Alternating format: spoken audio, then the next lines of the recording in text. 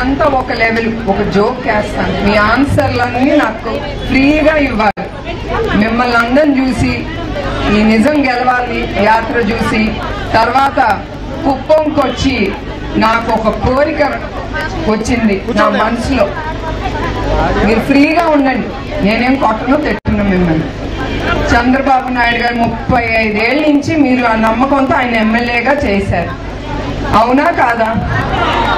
ఇప్పుడు నాకు ఒక కోరిక కలిగింది, ఆయన్ని కొంచెం రెస్ట్ తీసుకోమని నేను నుంచుందాం అనుకుంటున్నాను.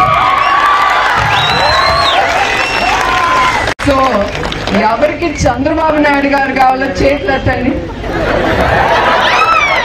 అదే అందరు చేతులు ఎత్తండి. నేను నాకు ఇద్దరు కుదరదు కదమ్మా, ఎవరన్నా ఒకలే చెప్పాలి.